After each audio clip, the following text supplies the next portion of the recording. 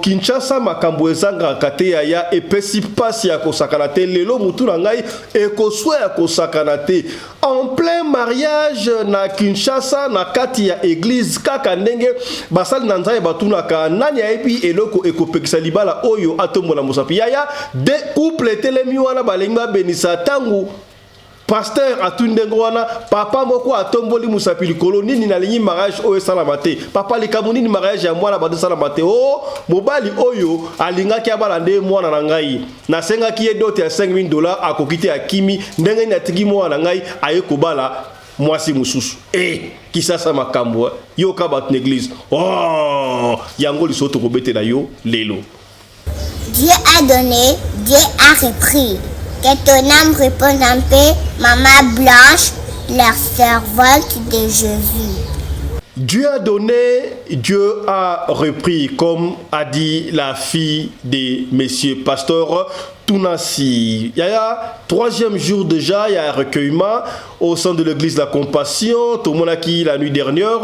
Il y a eu les grandes personnalités de la République démocratique du Congo, politique tant que religieux, pour compatir na pasteur Marcelo Tounassi pour na décès à la servante de Dieu, Maman Blanche Tounassi. On a vu la présence de Maman, la très distinguée première dame de la République démocratique du Congo, Maman Denise Nyakero Tshisekedi. Nous avons vu aussi la présence de Martin Fayoulou, Mafa, le président de l'ECD. On a vu la présence du secrétaire général de l'UDPS, Mwanamboka Augustin Kabouya et son équipe. Du côté chrétien, on a vu la présence du pasteur Walesa, on a vu le pasteur Atom et son équipe et tant d'autres pasteurs. Alors la soirée était, pour ne pas dire animée par la servance de Dieu, Joël Kabassele. Merci à tous les hommes de Dieu qui sont venus compatir avec le pasteur Marcelo Tounassi. Au moment où il y a eu recueillement à Kinshasa, nous, au Cameroun, au sein de l'église de la Compassion, au niveau de Douala, au Cameroun bien sûr, il y a aussi un livre de condoléances qui a été mis à la disposition des membres, les pasteurs chrétiens et le membre de l'église chrétienne, corps du Christ, sont allés, ils sont venus, écrire un mot de compassion, d'abord pour le pasteur Marcelo et sa petite famille, mais aussi à tous les chrétiens du monde entier. Mais j'ai retenu quelque chose au niveau des Douala, au pasteur Abi, mettons-nous ensemble, tenons-nous main dans la main pour que les diables ne puissent pas nous vaincre. Voilà, tenons-nous la main dans la main.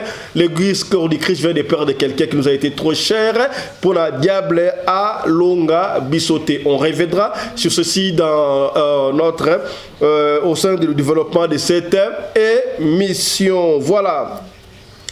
Tolobanini, pasteur Denis Lessi azoko tout à bordir sur bordir to alobi kaka vérité. Pasteur Denis Lessi le confirme, l'affirme que basali ya nzambe mibale o bakenda nsango moko akufa mwakala musai kokufa kolanda ye tolobaki batiela bango poison moto kitisa moto yaya eske bokomi na mususu waye mbakala ke bakufa ki na poison te ezalaki maladie à 4 lettres et est-ce que makambu oyo Denis Lessi alobi azana raison to azana tort to kozongi na oka na émission ya lelo. Deux pasteurs bakufa awa, deux chanteurs bakufa na sida, mais balobi ki batia poison. C'est pas que na ngalie mabatu na kombo, babimisa bango dossier. Bakufa deux chanteurs, oui, chrétiens, oui. Bakufa na sida, mais bato alo ba poison, mais na sida, ils ont poison. Sida.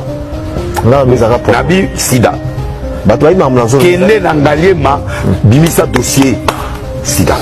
Na émission oyo toko solo la bande ko ngai na zoyoka mutu ko soit na émission oyo comme ça m'a choqué, je crois que eko choqué bino mutu na ngai peli moto ba mpese ba fourmi ba matina mutu po e komi ko sala ngai mutu ko soit ya ko sakanate Jésus Christ, Jésus de Nazareth oyo idéal la biso ba chrétien Jésus il paraît est-ce que toyebi ke abota pour toyebi que Jésus l'homme de 33 ans atikala ko balate ko botate chaste ti akufa ki bongo na ekuluso kasi ba archéologue o ba bimi balobi Jésus abalaki azalaki homme marié Pourquoi? Bah, il découvrir vrai tombe na ye ya ye, na ya mwana na ye ya mobali, na ya Jacques, petit frère na ye, na ya Marie, maman o ya ye, na ville oyo babengaka Talpiot. Talpiot ezali quartier moko résidentiel na Jérusalem. Yaya epesinga mutu ko soi.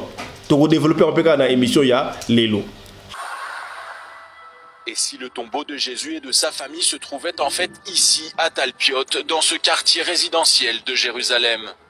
D'après ce journaliste d'investigation et ce géologue, il n'en ferait plus aucun doute. L'église du Saint-Sépulcre de la vieille ville ne renfermerait pas le tombeau du prophète des chrétiens. Sous cette modeste dalle de béton se trouve, selon toute vraisemblance, le tombeau de Jésus de Nazareth et de sa famille.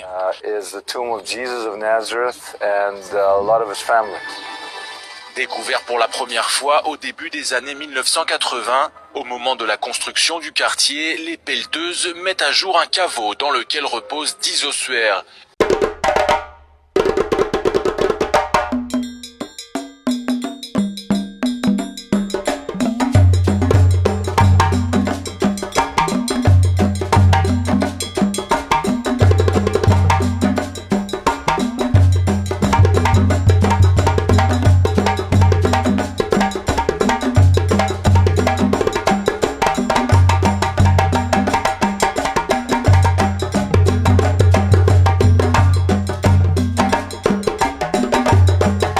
Mbinga na mwina ngolo aboya hydroquinone soki ezotambola basheri bazokwea mayanga na retrouve douce tendresse affection epa na yo nasalelo nini mpo ndimake na kupendaka sana shitakwacha pelende wenjo Mbote na bino bandeko balandi ya radio loko télévision bisika nyos tubozwami. Merci na confiance pe fidélité.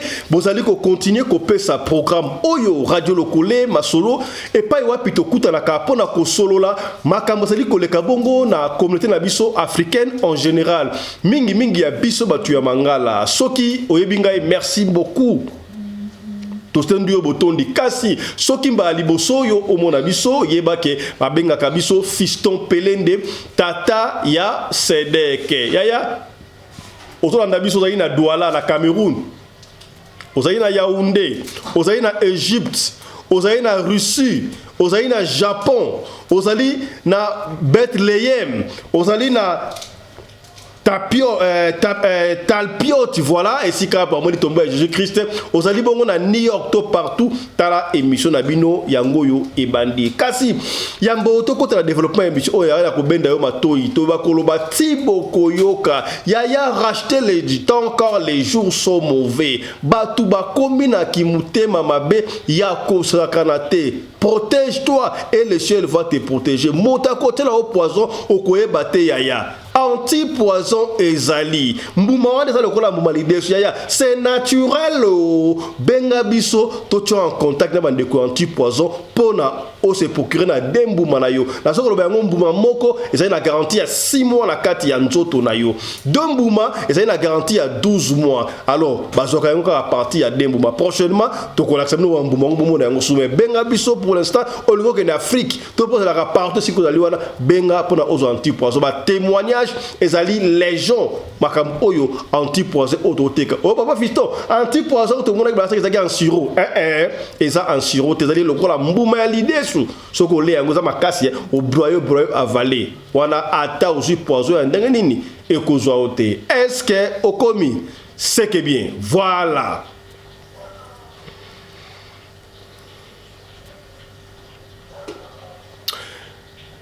Je le disais au début de cette émission, Dieu a donné, Dieu a repris. D'ailleurs, vous avez vu la fille du pasteur Marcelo, na maman Blanche, Tunasi, Aouti Kolobayangoana. Nous allons commencer cette émission, mesdames, messieurs, par rendre hommage à la défunte femme ou à la défunte épouse du pasteur Marcelo Kifuelo, appelé pasteur Marcelo Tunasi.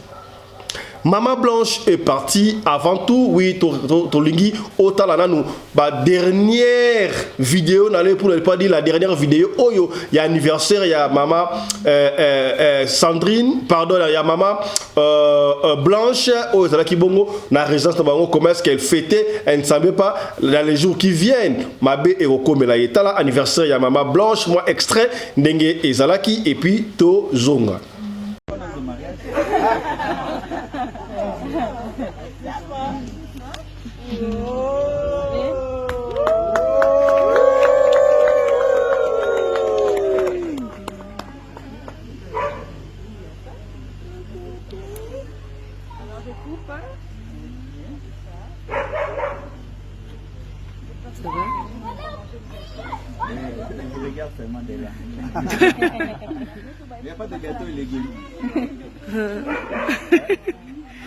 Une femme qui écoute n'importe quoi amène la déchéance pour commencer à se cacher. C'est ça l'occultisme. L'occultisme va te dire, tu auras des pouvoirs, tu auras des pouvoirs. Mais on va pas te dire que tes enfants vont commencer à mourir. Hein. On va pas te dire que tu vas commencer à avoir des serpents la nuit. Hein. On va pas te dire que tu vas commencer à dormir dans le cimetière. Hein. On va pas te dire que tu vas mourir jeune. Hein. On va pas te dire que tu vas manquer la paix et la joie. On va pas te dire que tu vas commencer à marcher à reculons. Ça, on va pas te dire. Le diable est un menteur. Jésus-Christ est le seul véridique. Jésus te dit la vérité. Il te dit, tu me suivras, tu seras persécuté. Tu me suivras, tu seras haï. Tu me suivras, tu auras la persécution et la bénédiction. Jésus te dit la vérité. Mais le diable te cache. Il te dit, tes yeux s'ouvriront. Mais il ne te dit pas ce que tu verras quand tes yeux s'ouvriront. Voilà. Ce qui m'a dit que jour à Rokufa, neto fédérateur anniversaire té na anewana maman Blanche ne savait pas la pauvre que anniversaire ya souka ya ngwana. Il y a troisième jour déjà, il y a un recueillement au sein de l'église la passion, n'est-ce pas? Et pas puis visionnaire Zali pasteur Marcelo Kifuelo, pasteur Marcelo Tunasi. On a cette fois-ci les troisième jour, on a vu défiler ma grande personnalité, il y a la République démocratique du Congo, notamment la très distinguée première dame de la République démocratique du Congo, Mama Denise Nyakero Tshisekedi, qui est venue compatir avec les pasteurs Marcelo. On a vu la présence de Mafa Martin Fayoulou, le président national de l'ECD, à laquelle on a pour compatir douleur au pasteur Marcelo à Yebiango, et surtout que Bangono sous la première dame, président de la République Félix Tshisekedi et sa femme, Martin Fayoulou et sa femme, ça touche à l'église de réveil pour compatir. On a vu la présence de il y a secrétaire général, il y a UDPS, Mwanamboka Augustin Kabouya, qui est avec toute son équipe. Du côté chrétien, nous avons pu remarquer la présence de plusieurs grands pasteurs qui sont venus du monde entier pour la maman Blanche. Au sein, il y a l'église Compassion. Nous avons vu la présence du pasteur Walesa était là. On a vu pasteur Mutombo et les autres, et on a vu aussi l'homme de Dieu, l'apôtre pasteur Atom, n'est-ce pas? Atom, il y a Maman Nadège. Pendant qu'à Kinshasa il y a eu recueillement, défilé pasteur et homme de Dieu au niveau de l'église La Compassion na Cameroun, précisément na Douala. Il y a eu un cahier tu on a pour la message à compassion, à condoléances, l'église d'abord corps du Christ, mais précisément l'église de la Compassion, mais personnellement au pasteur Marcelo Kifuelo dit Marcelo Tunasi. J'ai retenu une chose au niveau des Douala, au pasteur Abadaï Kolobayango, mettons-nous ensemble, tenons-nous pour que les diables puissent pas nous vaincre. Vous savez que la mort de maman Blanche Tunasi fait couler beaucoup d'encre, mais enfin la maman est partie. D'ailleurs, chirurgie, et ça l'ango prompté Batou Belé, pour ça la chirurgie, cela ne veut pas dire qu'elle cesse d'être pasteur ou la femme de pasteur ou elle cesse d'être chrétienne. Voilà. Tokutaka na makambu yango Maniké de John asiliki atomboki akosakana te na ba propos oyo ya Denis atenaki na émission elekiabi. Oh, ya Denis pasteur Marcelo Tunasi azokolela mwasi na ye yo ozo critiquer ozo lo babiloba lo ba boko yo tangu ya na kufaki obana ko le lo filme bo ngeni manike de John asiliki ya kosakalate par rapport ya ba réaction ya Denis Lessi. Suivez manike de John. Que pasteur Marcelo sur la moisi na ye yo zo bani ba kisi et ça le temps yo le là qui au modi ça il raffine. On me dit ça qui est-ce qu'on pasteur Marcelo me dire yo. Oh papa. T'es oncle bongotier yo le là qui a modi raffine on modi yetina ki sakata. Mona ana kufati. Siko yo tango so ba qu'est-ce que la qui se place pasteur Marcelo Alexis Moisina. T'es papa bongotier. En tout cas, Denis Lessi bongote. Non, mais c'est pas l'ité, hein. T'es na sepelité. Mutaole là. Il y a eu du l'animation là, quand même. Quand tu as un bébé, son amour, la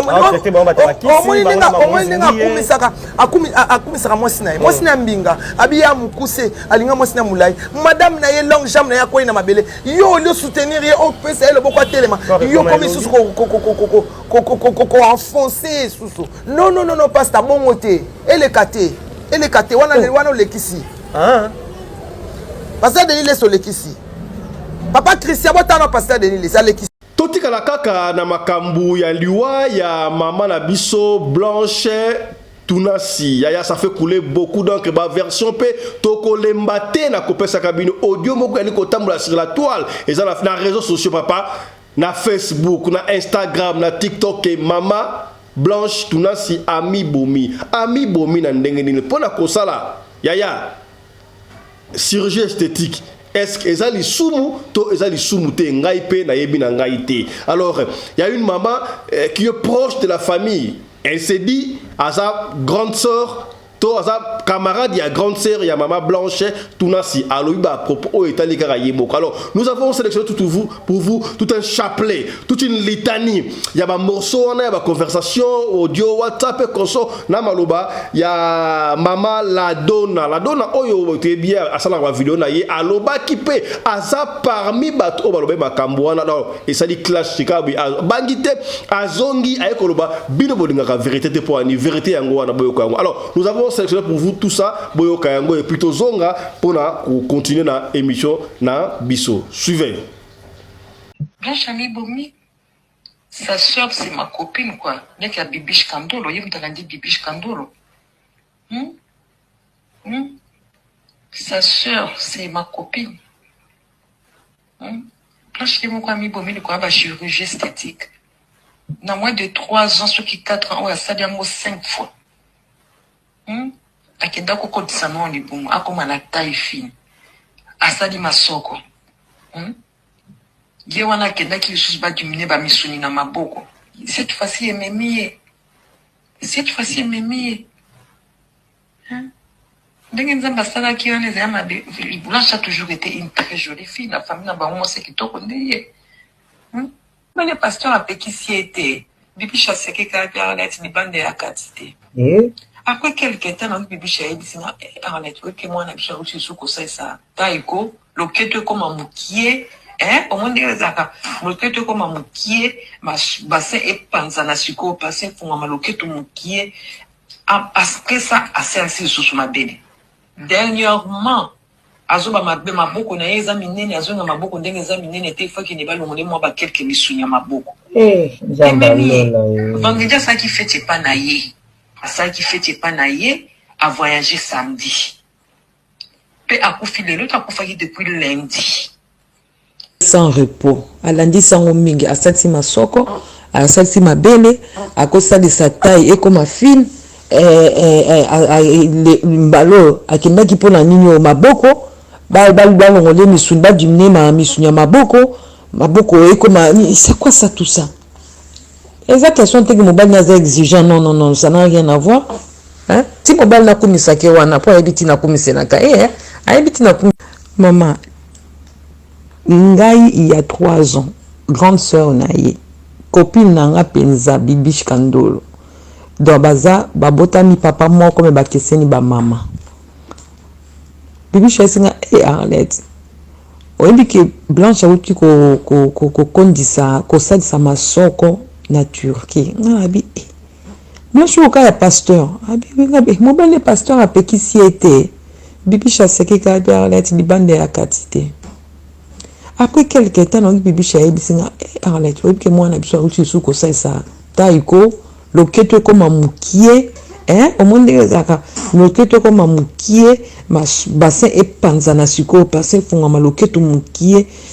Après ça, à celle-ci sous ma belle. Dernièrement, azoba maboko na yeza minene azonga maboko ndenge za minene te fois qu'il ne ba longole moi ba quelques misunya maboko. Ennemi vendredi ça qui fait pas na yé. À ça qui fait pas na yé a voyagé samedi. Pe akufi lelo ta kufa depuis le lundi. Pasteur ndenge zana a betela ta famille pe lisolote. Batu bayeko batu famille bayeko ko on a réseaux sociaux na tongo awa bazoko tsa corps na avion et comme Kinshasa na butu awa siko lokwa ba congolais bazara partout ba congolais ba moni ok ba congolais ba mo okende Turquie belé Istanbul oh ba moni pasteur Marcelo oh moi sinaye et dembo ba okende ngo batia na avion et Kinshasa na poko moi sinaye ya on moni tambour na réseaux sociaux batu nyo soit famille na bango bibi chazo sanga let to apprendre liwa blanche na réseaux sociaux.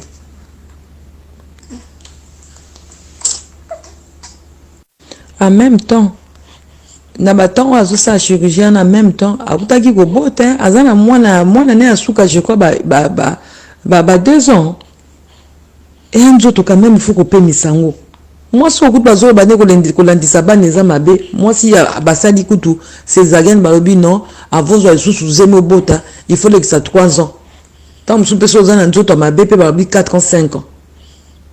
Et bon ka aboy, bakati lelo après il n'en est bakati ok oboti nzoto moi sinon on a zemeza kana bakamna ngo belé yoko baksango ba opération tout ça ini nyango kaka nzoto ekopola na ngona sa mabele basta ça e baki po ça ke na hôpital comme na hôpital mo sa kufa ki ye ameki ko la musa mwasi miracle non babi asali kuna makelene na hôpital Nzamba la Moussa Mwasnae ababia bondeli pendant plus de 2 heures. Mwasnae a ressuscité Mwasnae. Et le moyen Marseille, bambon ma bonza tu ya passe. Tam sum to me 1000 francs na ma bonza. Yo pasteur liango me ko sena ngomba makamala mute. Ezo so esungata église sombe l'église kombo. So mutatie offrande nae. Pour somber l'église à ta combo, pour aller sur moi pasteur, et ça là, et son bâtard en poule, il y a l'église Koufaki, il y a le ban l'église Koufaki, et ça c'est pour le modèle Wana. C'est Dieu qui a voulu comme ça. Ma c'est quand on lobby, hein, la famille, pas ta famille, n'a pas un garçon qui n'est pas blanche, hein, pas biso qui n'est pas blanche, donc on dirait ok pas, trop bandeni. Donc au côté nayo. Même tu as occupé un mwana musala yaza lokola reine ko afandi côté kuna moi ça tout n'est soit azana nsoka pesa eloko kolia tout n'est soka o melanini yonde ko nangai po pesa ngelo ko kolia ou bien tout nangelo ko na melanini il faut tinda moi musala tout nanga suna melanini yo fandi na okuna o saba makambo susu babia ta fête yango kenda ya basaki vendredi ba ta famille donc ceux qui 3 personnes soit 4 personnes yo bika na famille père atozano makambo mabe ezaka na bato yo bakanga magana yo balingi yo po zakara yo donc comment qui vraiment moyen que ngako na ko ba masolo mususu kala kutu mais moi uto lo bango ezate même na famille na bango balinga penza Marcelo te benga Marcelo te.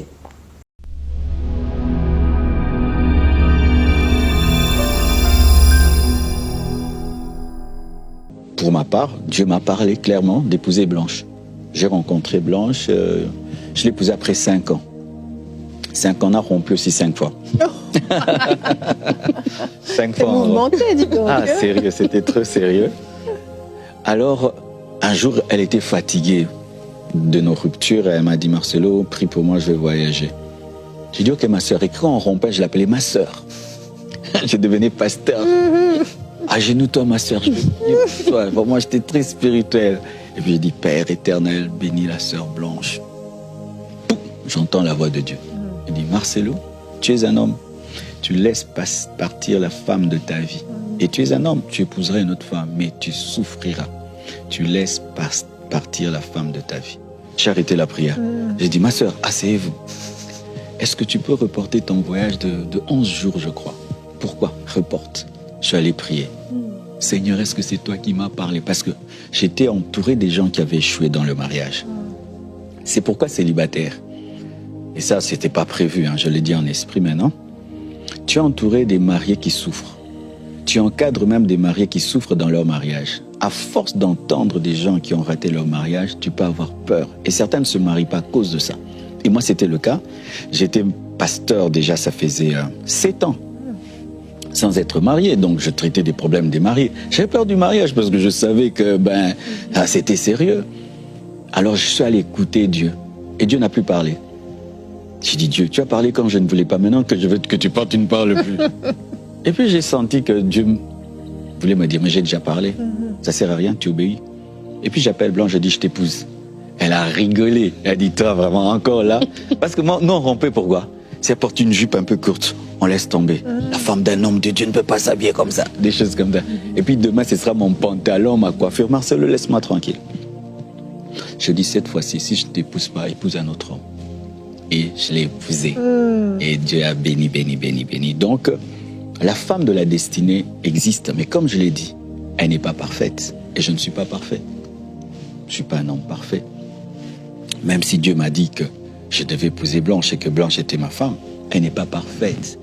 Et c'est ça la maturité. Le mariage n'est pas un jeu, le mariage n'est pas pour les enfants. Ce sont les enfants qui idéalisent l'homme. Il ne faut pas idéaliser l'être humain. C'est une grande erreur. L'homme est imparfait. Jésus a dû mourir pour que l'homme soit sauvé. Tellement que nous étions perdus. Mais nous idéalisons des êtres remplis de défauts. Qui, la plupart, jusqu'à leur mort, auront des défauts. Et c'est vrai, non? Tu peux prier toute ta vie pour les défauts de ton mari, il ne change pas. Et tu dois l'aimer comme il est. Le mariage, c'est comme un poisson. Tu manges, mais tu veilles aux arêtes. Quelle belle image. C'est ça, non? Ça sent meilleur quand même. Amen.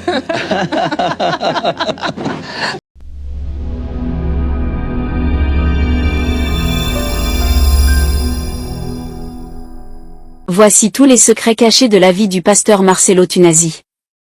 Dans cette vidéo vous allez découvrir les choses très étonnantes sur le célèbre pasteur Marcelo Tunasi. Mais avant de vous dévoiler cela, j'aimerais d'abord vous inviter à vous abonner et à cliquer sur la cloche de notification pour ne pas rater mes prochaines vidéos. Pasteur Marcelo Tunasi, de son vrai nom Marcelo Kefuelo, est un pasteur évangélique congolais. Marcelo Tunasi est né le 22 octobre 1972 à Kinshasa, en République démocratique du Congo. Très peu d'informations sont disponibles sur son enfance et sa vie scolaire. Après avoir terminé ses études, Marcelo Tunasi a commencé sa carrière professionnelle en travaillant dans le domaine de la communication. Il a acquis une expérience professionnelle significative dans ce domaine avant de répondre à l'appel de Dieu pour devenir pasteur. Marcelo Tunasi s'est converti au christianisme à un jeune âge et a ressenti l'appel de Dieu pour devenir pasteur. Il est devenu pasteur en 1998 et a commencé à prêcher dans diverses églises évangéliques en République démocratique du Congo. Il faut noter que c'est en 1996 qu'il a reçu son appel au ministère. En 1998, il devient le pasteur principal de l'église La Compassion située à Kinshasa, en République démocratique du Congo. En 2009, il fonde la communauté CREFM, centre d'évangélisation, de formation.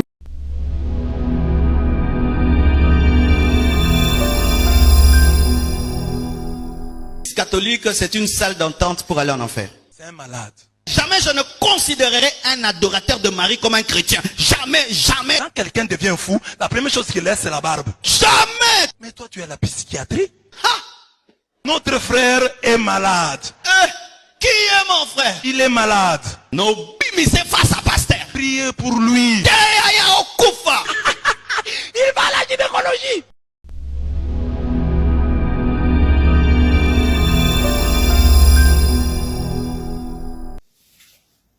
Nde bomo na na telemia. Naza muta osala buzz to koluka ba vie pona gagner lo oyo kanisi. Na tuni ona question. Na mona ebino belé na réseaux sociaux awa banda mama Blanche akufaki. Bozo telengana ba luka vérité. Bino ba soi disant ba na ndako. Boya qui n'a moto besoin qui a. Si besoin de la carte dans les villes, mon pépé, maman, ok, maman, ni bomi, besoin de batin. Bino bokan si bino de bolinga maman Blanche, ton papa Marcelo, des vrais collègues à tous les Congolais. Ils ne sont pas là seulement uniquement pour vous. Bazana pour tout le monde. Tous les Africains et tous les chrétiens. Il y a RDC, il y a corps du Christ. Maman Blanche, quand elle ouvrait sa bouche, elle édifiait tout le monde. Maman au hasard inspiré dans Saint-Esprit, qu'on dit maman Blanche Azaoluba. Aza pas n'importe quelle maman t'es. C'est pas une maman auto profiter na ebembene poto saboter jamais. Botil kako détourner batou. S'il vous plaît, hein. Dans ma vidéo précédente, je vous ai dit là-bas, na yebi, bobundi sa vérité, je vous connais. Surtout, ce sont vous les gens de l'église. Ndebozala bongo. Chrétien tabac toujours. Au moins, une vidéo, wana, les amis balé na senda qui ont na kati. Je sais pourquoi je fais ça. Oui. Je vous connais, hein. Au moins, une vidéo qui vidéo à liboso, wana. Na suki sa eka na place que papa Marcelo a ebine likambute, botika, boyena boye, botika, mama kufiliwa nzabe bonge bobe klara maboko la dona, mwana mayele la dona, mwana nzambe, mama vana na yo tolela yo. Kote no sobandi kota la vidéo za kaka, oui mama loba, mais lena ke koye biso la cause, oh yozo luka. Bozo tambo na réseaux sociaux, bozo telengana, mama kufina nini, eza na mutu mo ta korolo bana biso likambo luka ki on so ki penza ke bo luka ki on na réseaux sociaux bozo akite. Pour la nuit, boki magimba pas pasteur Marcelo aïb sanu loni mama koufeli bokenda ite poani. Bozo tonga ko luka vérité na réseaux sociaux.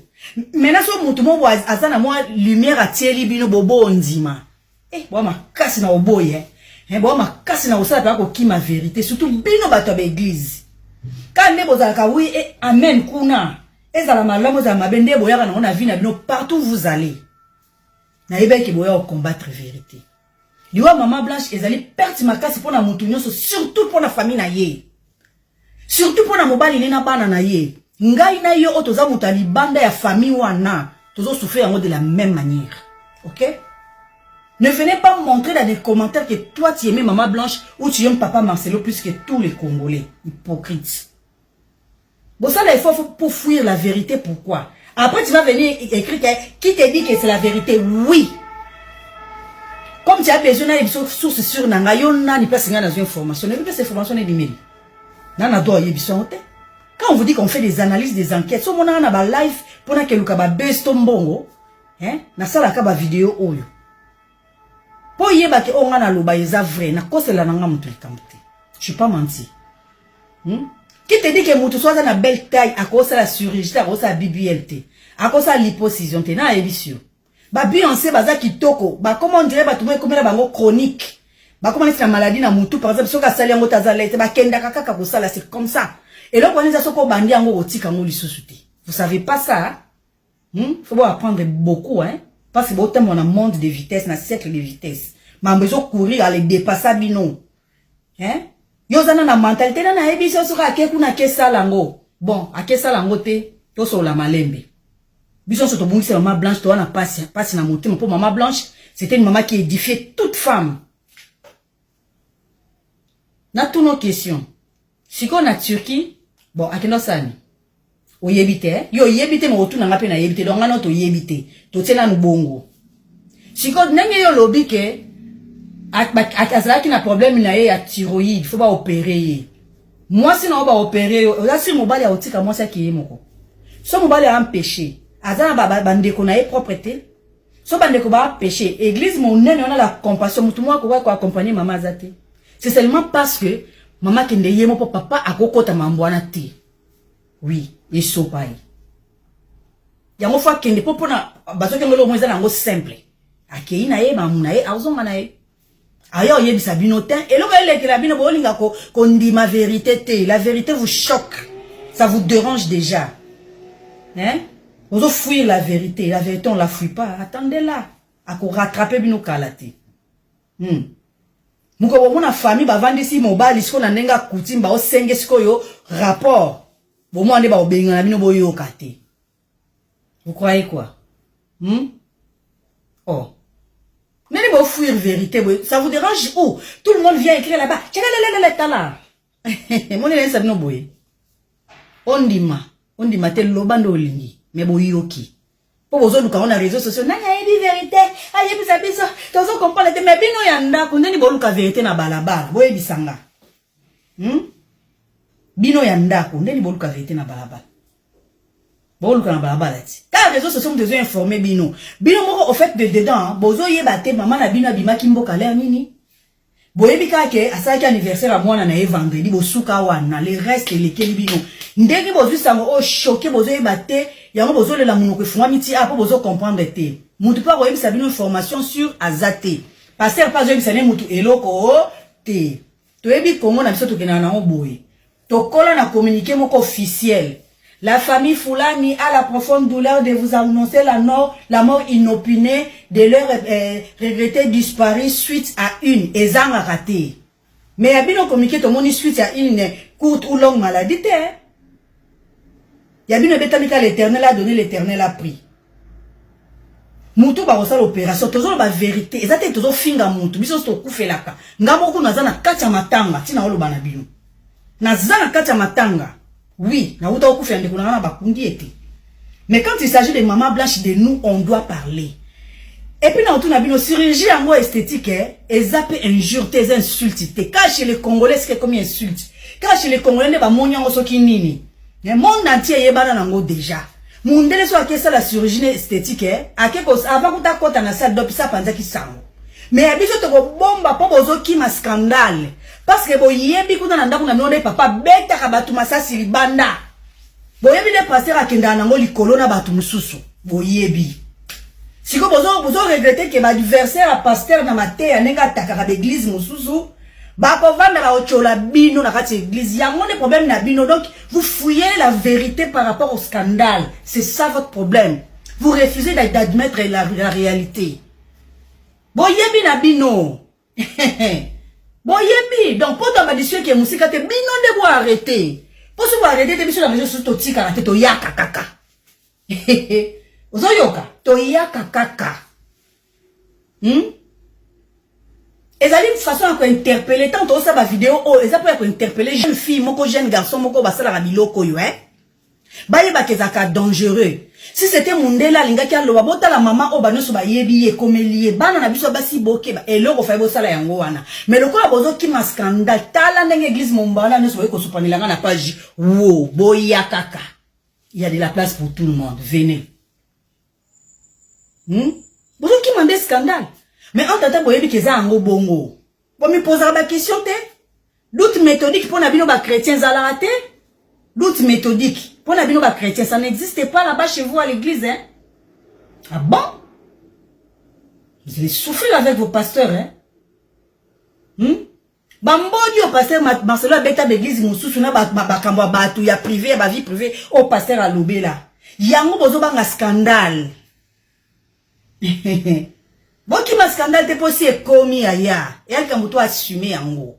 Toi interpeller na ba jeune fille mususu na ba église, toi interpeller ba jeune fille na kati ya communauté, na kati ya mboka na Congo ke eloko wana eza dangereux et répondre ka ndenge moko na nzoto nyonso te. Nzoto mususu ekotosa, nzoto mususu ekotosa te. Soki ezalaki ke chirurgie yango esthétique akosala yango mpona na cause mususu peut-être o eza nango ya mabete po abongiselo komo ezo déranger ye. Mais pourquoi il n'était pas accompagné? Yemoko. Place baroteur anesthésie. Place eza risque. O mundela sinisa ko papier avant banda opération. Abando simba bi signé papier pour azo ebiso ke lokoto ça les a risques. Vous croyez vous là que maman va sortir va quitter mboka yemoko seul, va laisser papa derrière, va laisser ata mon église protocole, ata mutu mon côté, ata maman moi accompagner maman blanche. Bon nga ko fu vérité te. Mutu aza personne publique figure publique aza la nani kamne lobama partout. Bo assumer vérité, c'est pour cela pasteur article c'est ne lo monter. To kunda mama ka boye type matanga pe esili. Alors oh yanga vérité yango yo boyo vandi. Oui. O boyo vandi. Faites tout pour ne pas comprendre. Voilà. Voilà Makamou Ezole Kabongo sur la toile. Voilà, je profite de l'occasion pour remercier la grande équipe de Radio Loco Télévision. Ils sont toujours présents au four et au moulin, coordonnés par la femme à la taille d'une tige spaghetti, ni courbure, ni virage Kendaka Ndengwana. Comprendre, c'est que bien. Grand merci à Claudine Larise Pelende de l'autre côté de la régie. Bah image au moment on a dit Claudine Larise Pelende la réalisation. Tout ça dit bongo la Chris Larise Pelende du côté caméra Bomoni Ango ça dit Winnie Larise Pelende. Voilà, c'est un peu ça. Coordination côté à lumière, c'est Miguel et Joseph Larise Pelende de ba assuré ya ngo. Voilà, Yaya, ça avait fait couler beaucoup d'encre. Beaucoup d'encre, beaucoup d'encre. Tout le monde a qui yango awa, ministère chrétien liboso a Koufaka. Na kotanga kombo na été boyebi, par exemple renommé, bilongo bota la vidéo ko lobango. Ya musa iko kufa awa ba plaka ki yango kute pa ya Kabila. O Kabila chala ki poison. Ya basali boye. Alors ezala ki pagaille ne bembe wana. Nzema za sunengeni wana. Moto, kitisa moto yaya. Ezala nini? Bébé Sami sala ya satana yaya bato batela ki est poison. Mais il y a Denis à l'équipe de la télévision à lobby yango batouana oya kufaki liboso ne ya mibale bakufaki na poisonté bakufaki na maladie oya 4 lettres. Est-ce que Okomi il est allé encore plus loin pour la koloba oh soit kufaki na poison. Est-ce que tangu molonga na yepe kolanda un mois après il est là qui poison. Lui, d'après lui, il est allé même à la clinique Ngalema. Il y a des nous envoient d'aller même à la clinique Ngalema. Kotuna, Talafal, dossier. Bah, vous savez que Ndekoana, Toba, Ndekoum, Balwa, Michel Chrétiona, bah, vous faites une maladie à 4 lettres. Il y a des nids. À tout y bordir, dans le cas de vérité. Herboro, nous devons aussi, parce que même Bible, vous connaissez la vérité et la vérité, il vous affranchira. Vous affranchirez, il faut franchir la vérité. Est-ce que vous avez une vérité? Et comme il m'a dit, on a évité. L'andana nous y a déni, makambu azolo. Et puis déni, na quatre lobi ango ah, bateau bene balobaka. Ngala okufa jour un tel. Ngala okufa jour un tel. D'ailleurs, Moussa Nanzambe, apôtre, pasteur Barouta, okufa ipara, okufa les 4 ans. Il y a des naboya ngo. Est-ce que pasteur Barouta okufa les 4? Soka okufa les 4, azali mutu ya misala pour mutu moko te baka jour oya okufa. Tu peux pressentir, mais jour exact okoye bate kaka nzambe. Oh, il y a des nids. Yo bongo na biso landa. Soki mutu ayebi data liwa c'est scientifique. Donc ce ngai na lobi boye. Mutu moko ayebi jour liwa na ye te à part Jésus. Bandeli en ozo a bandeli à part Jésus. Eli ayebaki ki akomata lelo. Ayebaki ka okufa. Akufa. Enoch amata likolo ti lelo to mone bemenete. Jésus est bemené na nani. Et David parce que c'est lui qui va nous faire ressusciter. Soyez moi sécurité ce que ça. Deux pasteurs bakufa awa, deux chanteurs bakufa na sida, mais balobi ki bacha ye poison. C'est pas que na ngalie mabatu na kombo. Babimisa bango dossier. Deux chanteurs, oui, chrétiens, oui. Bakufa na sida.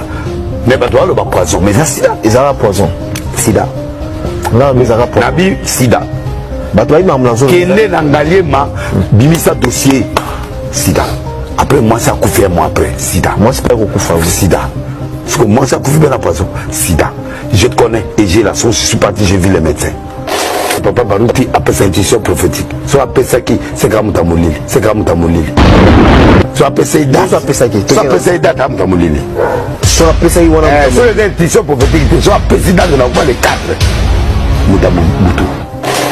Même Moïse Ake, Akena Katanga, on monte que simité. Simité comment? Simité parce qu'il y a ça plein.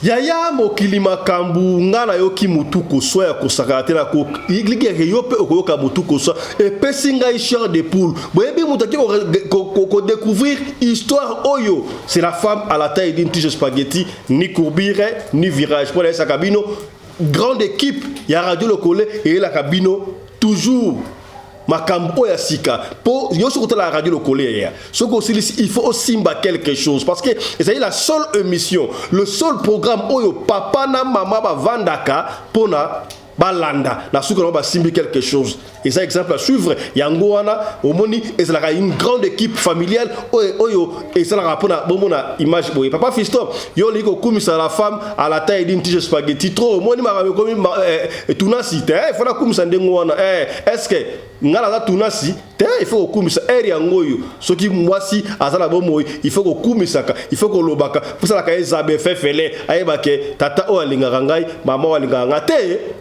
Et ça bon côté. Et ça bon côté.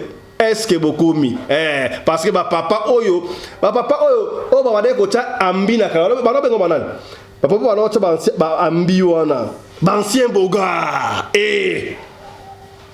ba ancien boga o mona ba sa be na Paris ba ancien boga bango balingaka basi bakendaka misala bafandi bapesa bango bambongo ancien boga bosalaka pete est ce que bokomi bapapa bancien boga mbote na bino tout bancien boga bokomi c'est que bien ekendaka ndengo wana ya je disais ça m'a choqué les archéologues ils ont découvert que Jésus de Nazareth Yesu Christou biso sambelaka biso to levaka à un niveau dimensionnel il était père de famille à Balaki, à Botaki. Oh, que Jésus a 33 ans. Jésus a Bissoana, à Balate, à Botate, à Koufa il a 33 ans. 3 ans à ministère Kaka. Après il a Koufa. Mais si vous avez découvert, il a découvert tombe.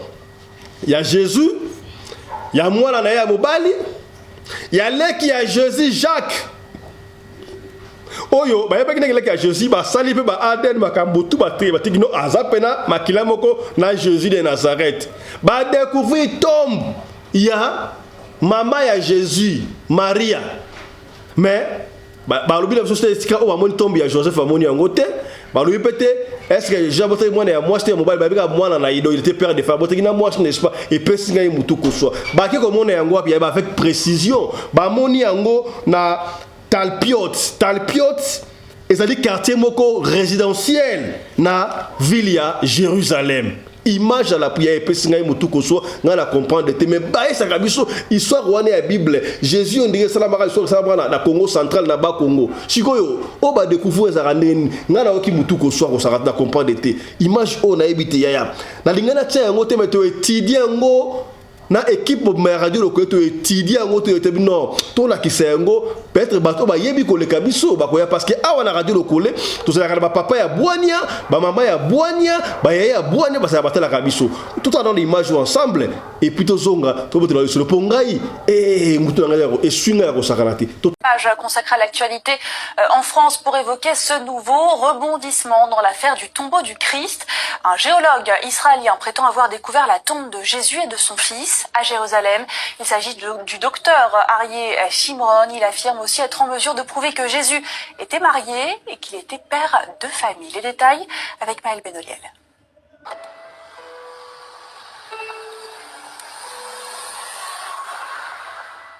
Et si le tombeau de Jésus et de sa famille se trouvait en fait ici, à Talpiot, dans ce quartier résidentiel de Jérusalem? D'après ce journaliste d'investigation et ce géologue, il n'en ferait plus aucun doute. L'église du Saint-Sépulcre de la vieille ville ne renfermerait pas le tombeau du prophète des chrétiens. Sous cette modeste dalle de béton se trouve selon toute vraisemblance le tombeau de Jésus de Nazareth et de sa famille.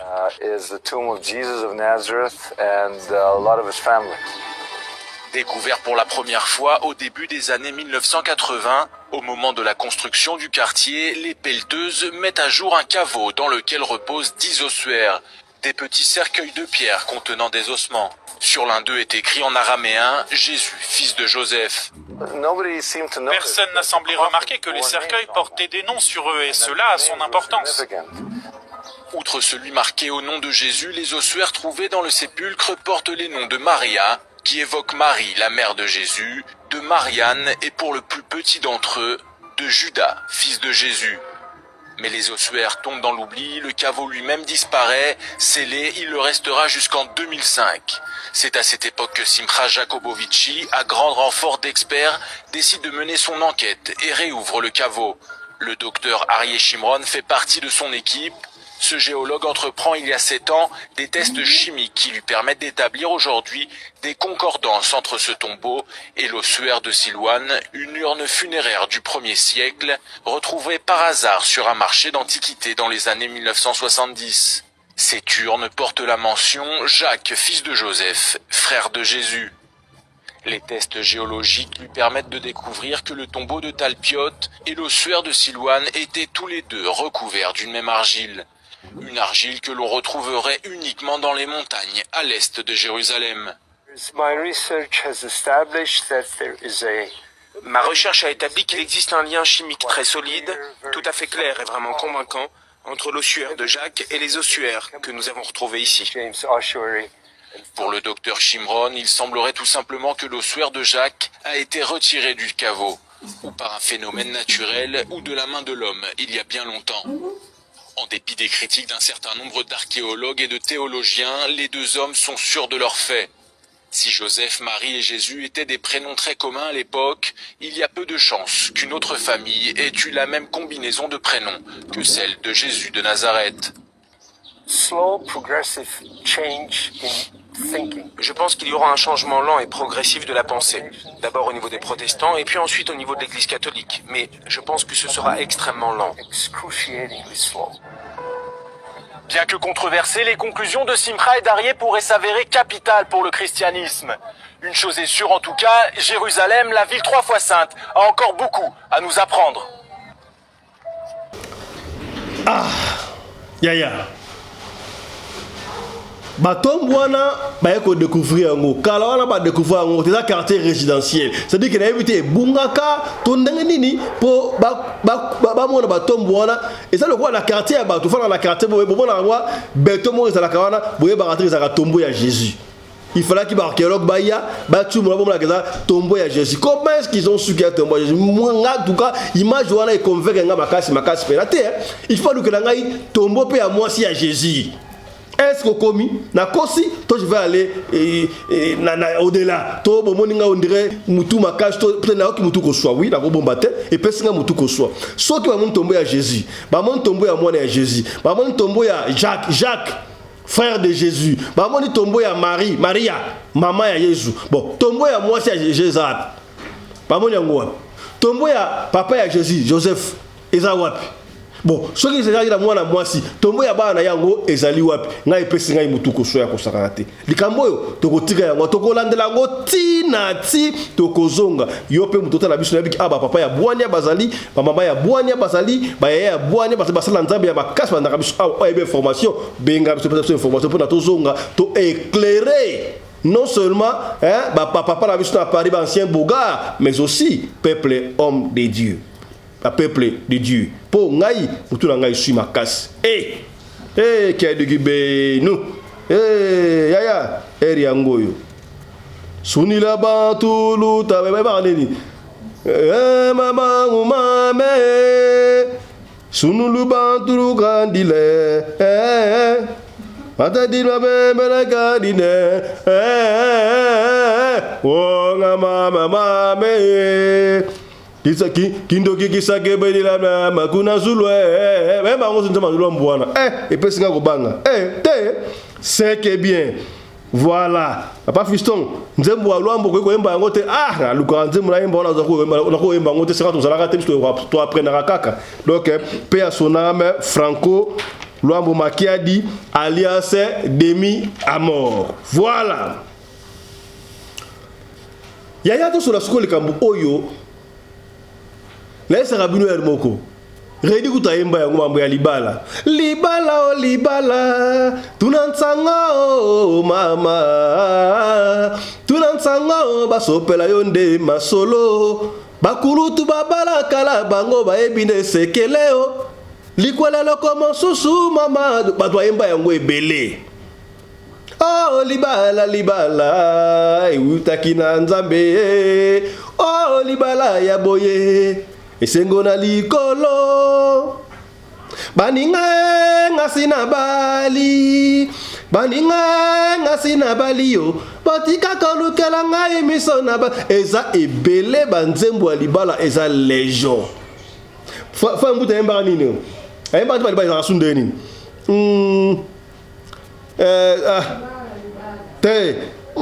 moi si ba problème nzela ils sont nini moi si mon sous yako bala ko lukla yo ma nzembo ya frère Mbuta asu nini frère Mbuta ça il peut moi succès wa pesa mon passage donc ça est belé ya na éviter to benga ngo scandale na lo balokola papa na biso molera lo ba scandale vene balemba to nini yaya en plein culte ya mariage bisolo bandi culte ya mariage et salama ba sali culte normal tant que commune tant revenir batu na ba mupe ba sango batu na kayango ba pasteur pe ba zoya yango pe ba mupe ba sango ba ko pe rotuna d'ailleurs l'église catholique ça rabana boyedoki un mois ou 2 mois avant ba pe ça annonce dimanche intel to samedi songolo pakala frère intel na sœur intel bakobalana oyo ayebili kambu ekopekisa libala oyo aluka sango mokonzi aya koloba na kobeta lepe histoire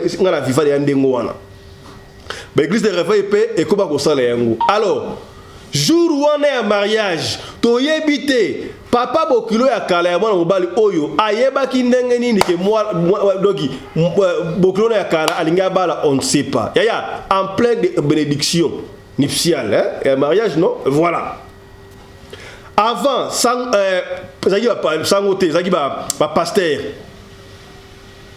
abensa bala wana tuna rati ya salle l'église ba tout belé ba koto ba joyeuse donc bebi ka fête mariage l'église sikonde zalaka nani ayebi eloko oyo kopekisa yaya tokotila image d'ailleurs tolo ba ma image yango zoleka ba balaki la kisasa samedi passé webi yango tokotila oyo moko yo kango pe yaya nani ayebi eloko kopekisa libala oyo avant to bénir yango pour to bénir déjà muta ofungola susu azate ba fandi mwanda mutamuki yaya sango ya kotuna susu sango te prêtre important so ba catholique to mesana ba sango n'est-ce pas mosala nzaba tuni susu nani ayebili kambu oyo kopekisa libala oyo atuma musapi na suka kuna on dirait papa oyo ayeba ke momane ko ya aye atombola musapi sango te prêtre na prêtre très ya pasteur amona ki bien te interprète ayebisi tala kuna liboko sali kuna katana mzela to mo liboko mo itambolo kuna ya ba église nie église baluka ba otra liboko nani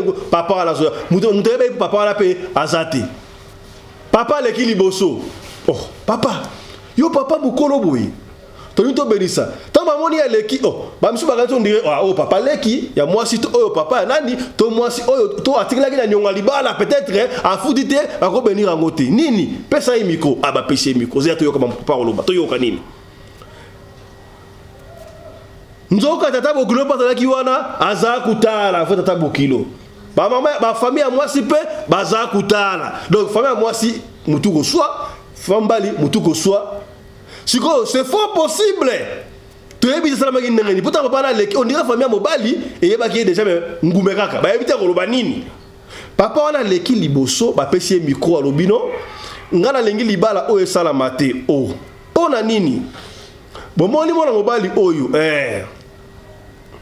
quelque temps passé alingaki abala mwana na ngai ya mwasi c'est vrai mobali yo mutu mabe yo ngobala basi mbale otira de mwasi kuna papa continue nini to pesa kaye to senga kaye mbongo ya libala to senga ki bantaba to senga ki nyoso to consommer donc to senga ki $5,000 to senga ki $5,000 akoka okima futa $5,000 te papa oyo la mwizi ya zaza akima po afuta dota $5,000 te to yoko mona azobala ya ngana yakimbangu awa ngalingi libala wante soka lingi ata to azonga to kicha dot pa bala mwana nga wani 2 ans passés abia ata yo moko donc yo otaki dot likolo pona nini est-ce que bino boteka ba bala na bino obokoli mwana wi oboti mwana 9 mois obokoli otangisi classe primaire secondaire université entretenir mwana na très bien oui c'est vrai mais moi la faut abala pesa et chance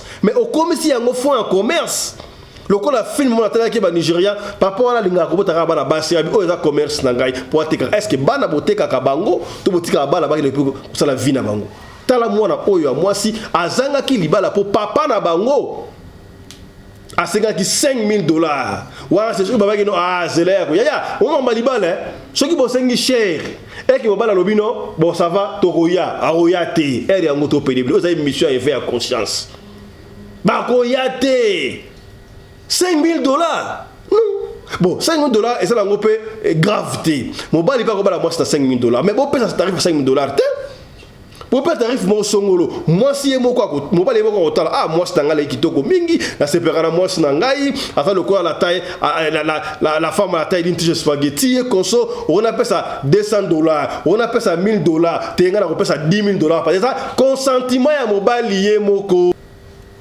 et ça consentiment ya mobali moko lokola père son âme maman la biso Blanche Tunasi a été kolbanini awa oyo pasteur Marcelo qui fuelo o mbebi na Marcelo Tunasi alobaki nini ah mama bimisi biloko ya kati andako biloko ya kati andako za nini a proposé qui est sous ce qui est-ce que tu veux encore continuer à être ma femme a proposé donc deuxième mariage deuxième regard t'as la niveau ya bolingo et ça la malakango mais bino amour ya vie ya moi na bino pour la bosengi cher mobala kimi siko mobala kimi na ye ayaka suzute et si na moi na bino déjà mobala batani ko bala na ye siko yo obex le bala na finani est-ce que bino ça na raison il n'a pas raison il a tort pour basenga ki cher akoki na yete aboyi na ya tiki na ye et si na moi na bango akeko luka moi si siko moi sona ce qui m'a dit mais $300 so peut 400 so peut 1000 on ne sait pas kamunuko yo na mariage oya ko sala des autres que non terrain to lingi yango te pona moi na boni boye ko ata yo moko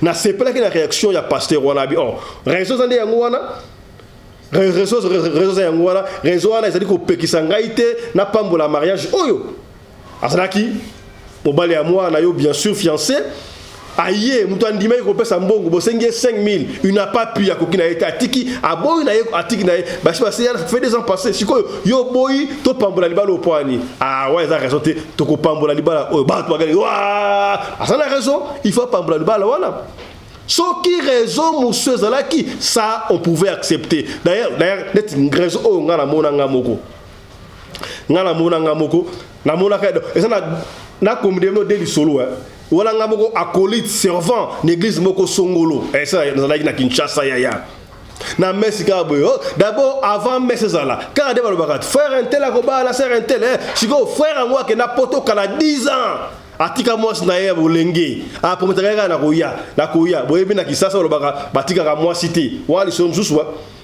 moi si koto akomaki na eko déconner konso ba famille baleki ya mobali bazoko mona famille bazoko mona mais tout le monde moi na lingaki mobali na moi mobali lingai moi na ye abino ngana ko bala kaka ye osani atindi pe mbongo so concert wapi na église biso ça la marche na église na biso ah bon pour mais ça biso ba servante ngajua ngona simba ka bagi biso ba servante simba sanyo za la baga mariage je pense ça so penini la baga mariage joana ba pekisietika moi si on a ndumba lengite moi ça comment ndumba lengite ça va pour me aller quand ça va kotibe un certain samedi na messe ya 18h l'église moko songolo la Kinshasa pour yango ça rendre nini pas ba sango wana yebi yango bien pour l'église na biso mais c'est ça la normal tant basali omeli sali prédication ne pas après prédication siko onde sango akiti pour abénisa pambola libala prédication sili sango akiti ngala ye wala nga kolita masa moko que je salue en passant et mamale ah yutarbi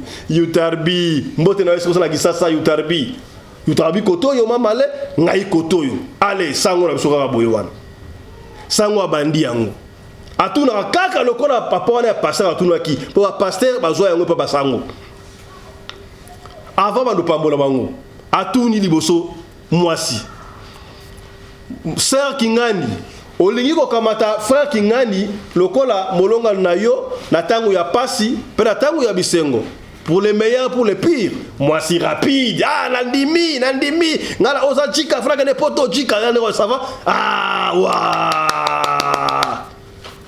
ça va batuni siko mobali jika frère songolo olingi ko kamata sœur pakala lokola molonga na yo pour les meilleurs et pour les pires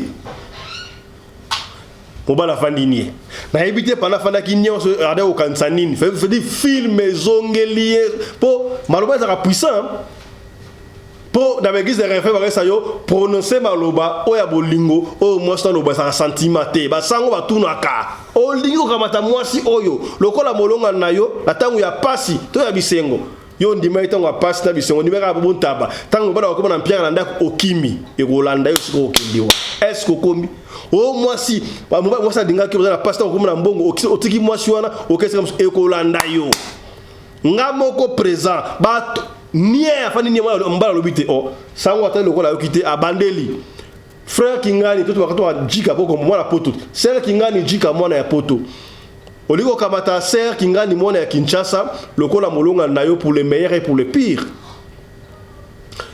jika fani nie abelo morote oh si vous avez église catholique des arabes bah plein ouais invité m'a ramené surtout la salle paix salle on est na fête ningo salle na 12e riz na mon école oya maman Antoinette wala maman Mobutu ça 12e riz école ba kutiru wala ningo la salle wala kuna ba tout ni sune oliwa kama ta moi sur la moi na yo avaninier yo kaso ba d'église avaninier sangwa bandeli 3e fois. Frère Kingandi, oliko kamata sœur songolo paka lokola molonga ni na yo. Jika mwana pota abi na boyi. Oh. O boyi sango atuna ki deuxième question te loko moko tanga abi aboyi. Ça va? Sango abaluki moko biso sime ba baga mariage boy. Na basani boy. Na ba livre wala na mama benga ngo missel. Ba yi catholique ba yi missel.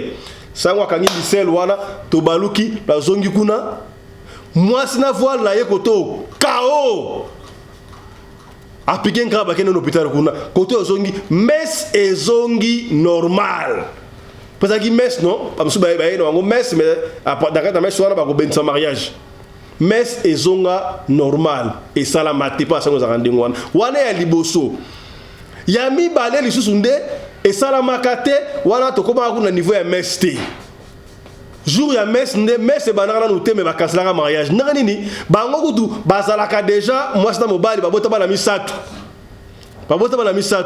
nzoka baza ya na leki o mwana mama mususu o pe bana bana katia ya soki papa aboti ata libanda mama aboti libanda salaka tu bana wana ba yeba na basepo mabeko okota to yebi bango peka bien ka l'église na biso ke papa intérêt ngala mama te basala bana misatu jour ya mariage pour ça boko va ensemble be ko sala mariage sima non be se rappelle ngwa ba ko sala mariage sima ba annonce rappelle ande ngwa ba annonce rappelle ande ngwa ba annonce rappelle ande ngwa seri wa pe za ki yoki YouTube za ina nute Facebook la sur dans intérêt la bo pe na nute soki papa na bango na gbadolite na mbanda kaso na mbanda ka le kwata yoka kandenga ni non sait pas que bala ne ba bala papa na zo avion rapide ayeko comme même jour ya mariage na 18h biso na ba ko to lati déjà to yebi ke to lati mais toki papa oyo arobana ma to yebi bango déjà très bien to mona ka mbu tangu mais bandi poto ko ta ro marié to mona ka sanga ko to banda mes oh to banda mes na nini to bandi po afa banda mes fo ba marié ba sa na beaucoup to na marié za na possession to banda mes bo ba marié ba zate sango apesi ndingi sa ba longola baga mariage ba changer misal kota mariage kota ya bénédiction ya mariage ba préparer ngote pour mariage ya te oh nini do to fani bo ba to plein église ba mona mariage quotité mais la côté nini kuna nini oh mais c'est ça la biti na suka cérémonie de mariage ezate na suka te otobo nini oh non papa na bango yaki awa maman intel na papa intel zo bazara leki na kurutu ah baby na papa na bango abota moi si mo kuna suko e bali ko zonga bat esprit ah mais oui au moins maman on peut dire ba kokana na papa ngo bazara pe kokona mo ndambu biso kan sa on dia ba ba so bolingani trop bo fani sa bilonge kokana kan zo ka bilonge kokana ya solo ils étaient obligés ya okata mariage wana mais ba bote dia ba na misato ba séparer bango et ba na misato. Donc par exemple ezali légion tellement moi je suis à colit servant na ko balobete no ma pena bisto mona makambo na église catholique wana voilà ce que entre parenthèses avant na cette image mona nege sans papa wana atomla ki musapi oya isoto beti to kena ko église oyo Sainte Thérèse voilà tant comme ça Sainte Thérèse est dans Sainte Thérèse ah oza na kinga sa wenga ngoni c'est Marc C'est Marc la Kingasan des Arani, la Kingasan Baliawa. Bala Kingasan Baliawa, Mote Labino. Ah, quand on a Kingasan, il y a l'église, c'est Marc. Non, la Kingasan ni kaka. Moi, si ko sango ya mundele.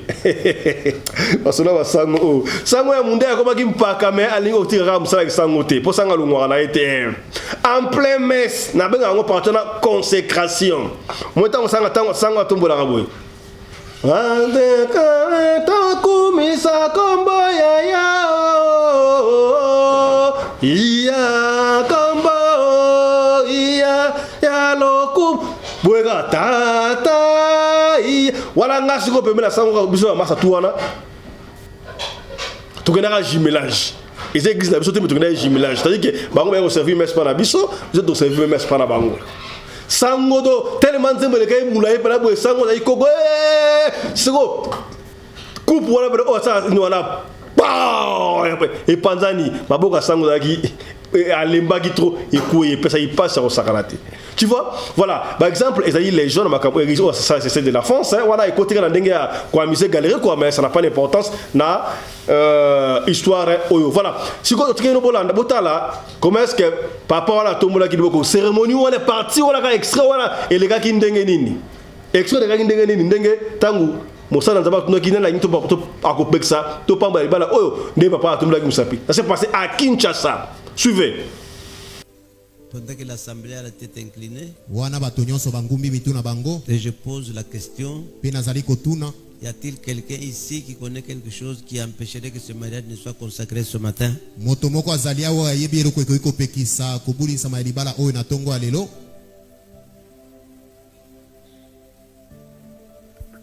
Les diacres peuvent regarder.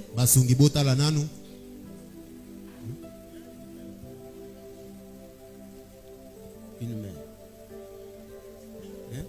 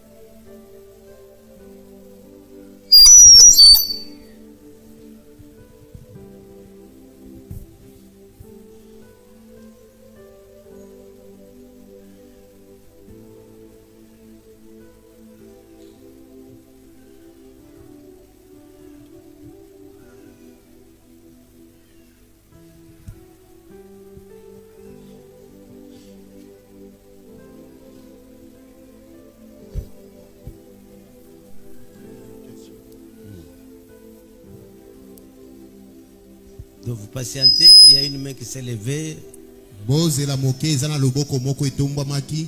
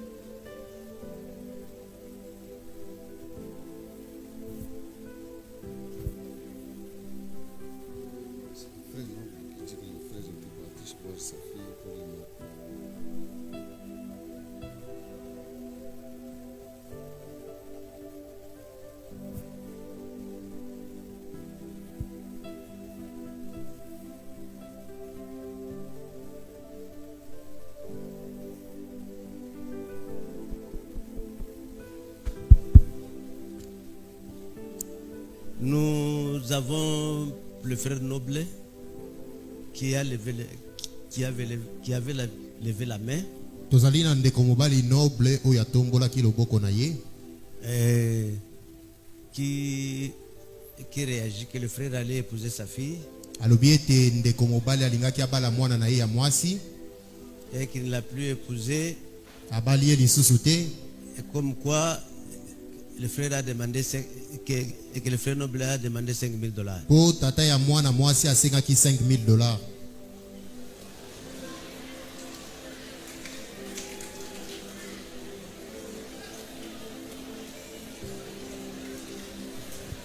Oh, silence, silence. Bofanda nanu kimia, bofanda kimia.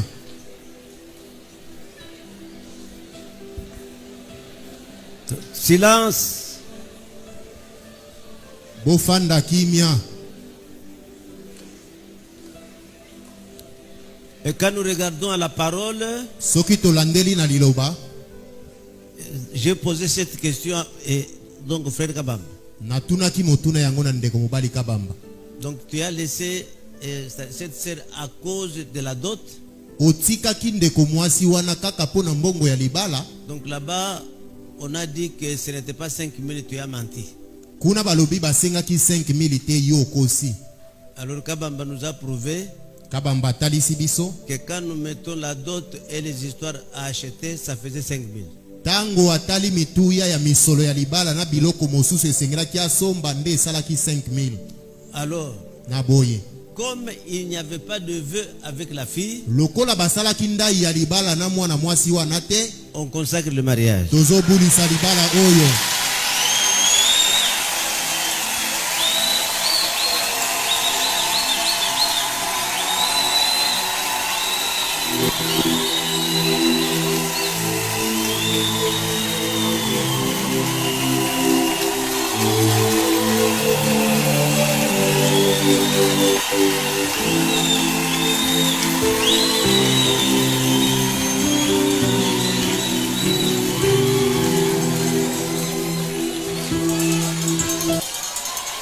Ok, ça va, ça va, ça va. Malamu, malamu, malamu.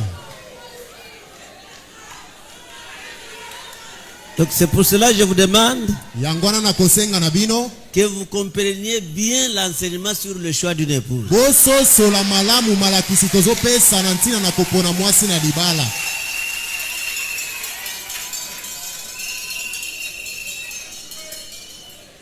Parce que vous appellerez mariage ce qui n'est pas mariage. Po bozo benga libala eloko ezata libala te.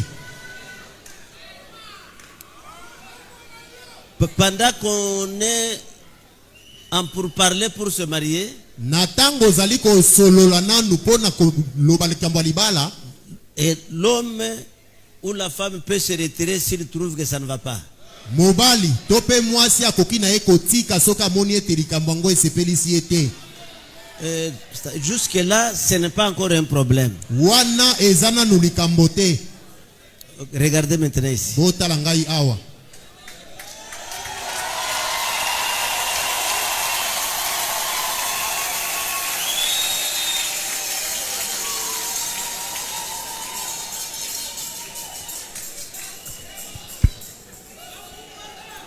Est-ce qu'il y a quelque chose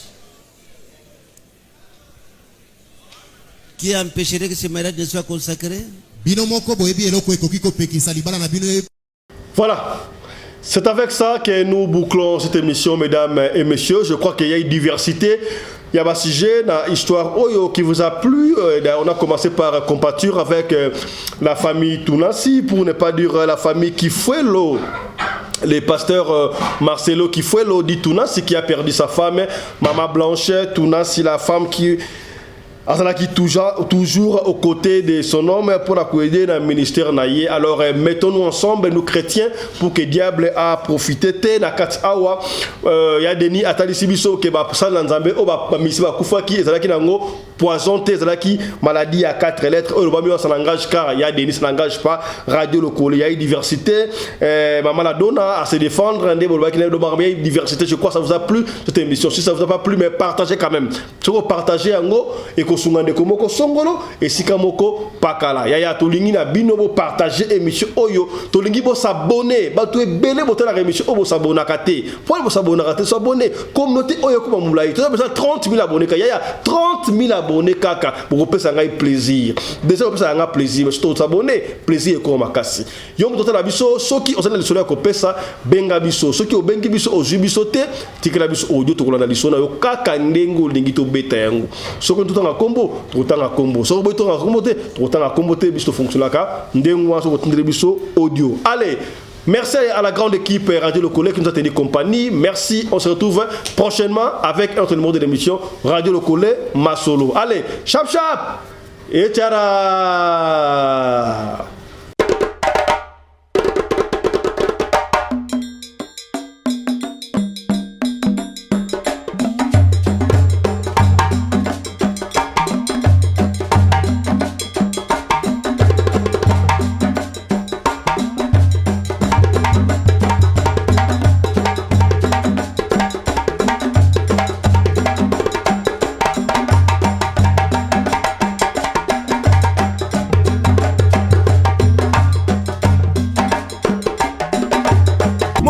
Mbinga na mwina ngolo aboya hydroquinone soki ezotambola basheri bazokwea mayanga na retrouve douce tendresse affection epa na yo nasalelo nini mpo ndimake na kupendaka sana shita kwacha pelende wenjo